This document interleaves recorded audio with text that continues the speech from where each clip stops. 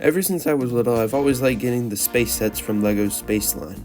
I don't know why, but recently I've been obsessed with the classic space theme, and I really want to get more sets based off of this. I even have every single color of classic space minifigure, and I just really love the space line in general. But when LEGO released these new space sets, I knew I had to get some of them because they really just pay homage to the older ones, and they innovate with a lot of new features too. So today we're going to take a look at two of these sets, being the Interstellar Spaceship and the Space Mining Mech. Starting off with the mech, we're going to take a look at the figure and the mech itself in a minute, but first we're going to look at these little side builds, which actually add a lot to this set. So there isn't really much to this little rover miner dude, I don't really know what to call him, but he's got these two mining arms with drills on the end, and I think those look pretty good. They get the job done, especially for like a small set like this. And then he's got this weird Technic piece for the treads, which I actually think looks really good and works very well for using as little parts as possible. And you know, it's a like a 10 plus set, so it's going to be very simple building technique. It also has this little battery piece that you'll see multiple times throughout this video because they just use them a lot in all of these builds. Since this set is targeted to younger kids, there's an extra sticker sheet, which you can also use if you do all the stickers right and you want to use it for other details, so I think that's really nice. Last part of this set before we get to the mech is this little rock build. It's got some of these crystals, which I imagine they're used to power up the batteries that we've been seeing in these sets because they're the exact same pearlescent purple color, which is a really cool color, by the way. I love how it kind of blends together. You can also launch off this top rock with your finger, and then I imagine you're supposed to put it in the mech's hand or something like that. At least it does fit if you're not supposed to do that. Speaking of which, here's the mech itself. You can put one figure inside of it, and then you lower down these bars on here, and I think it looks really complete for being such a small set, but I do wish there was some sort of control panel because he's really just sitting inside of there, and there's not really anything for him to do. On this side of the mech, we have this grab arm, which I think looks okay, and it works decently well. It's like a crab arm, basically, but you can't really hold that many things. You can hold that rock I showed earlier, but on the other side, we have this jackhammer-like arm. I think this works pretty well, although it's not very stable when you use it, and it can cause the mech to kind of fall over sometimes. For the back of the mech, we have these two little batteries. Like I said earlier, I think these look really good, and they're just a really nice addition to add a different color to these sets. I just think they work really well. The leg posability on this guy is pretty simple. It's just two ball joints. Not a lot of movement, but good enough for a $10 set.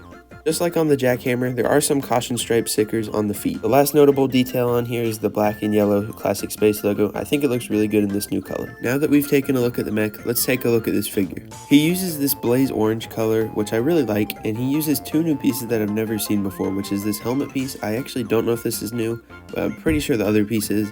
So the helmet piece, you just slide in one of the visors and it looks really good. Putting on his head, it really completes the space miner look or space construction worker look that they're going for. I don't really know what they're going for. And then we have this chest piece, which I'm pretty sure is new. Honestly, I could not tell you, but I'm like 99% sure it's new. Let me know in the comments if you've seen this somewhere else before. But it's kind of ugly in the back, but otherwise it looks really good. And I think it helps out the beefy look of his armor really nicely. He's naked, you can see all of these cool details on his armor. I really like how they're trying to keep it kind of simple with adding a lot of cool details too, and not having it hyper realistic like it's been the last few years. His face print has a pretty basic goatee, but it also has a hearing aid, which is really cool. I like how they're adding a lot of new stuff into the city line. They've been adding a lot of cool stuff like this and the prosthetic limbs in the recent years. Well, that's about it for the mech, so let's move on to the Interstellar Spaceship.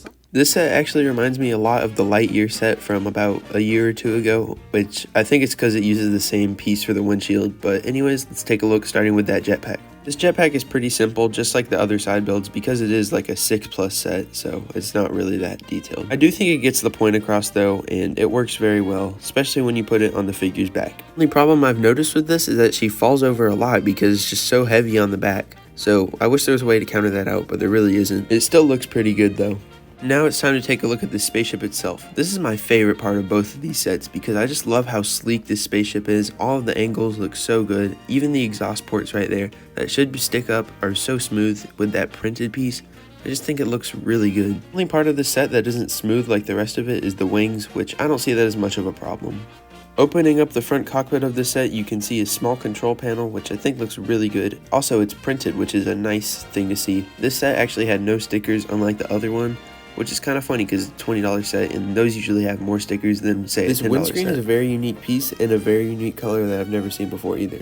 So these sets just have some really unique parts, just like this play feature I'm about to show you guys. So to activate this play feature, you're going to want to press down on the battery pack in the middle of the ship, and it opens up this booster pack, and I think that looks really cool. Also, these batteries, like I said before, are just amazing, and this feature is just so cool for a $20 set. LEGO really knocked it out of the park with this one. The very last thing to look at is the astronaut for this set, and she's pretty cool actually. She's got this navy and white color scheme, and she actually has a face tattoo, which I've never actually seen on a city figure.